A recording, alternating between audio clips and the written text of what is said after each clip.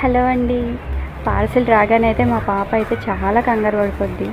ఎలా అయితే హెల్ప్ చేశాను కవర్ తీసి 4x5 సైజులో వచ్చింది. దేవుడి మందిరానికి కట్టేనండి. చాలా ట్రై చేశాను, ఏమన్నా క్లాత్ తీసుకుని కుట్టేద్దామా అనిపించింది, కానీ ఇంత నీట్ ఫినిషింగ్ రాదు. ఈ ఓమ్ చూడగానే చాలా ప్లెజెంట్గా అనిపించింది. చాలా షైన్గా ఉంది, నీట్ ఫినిషింగ్ వర్క్ అండి.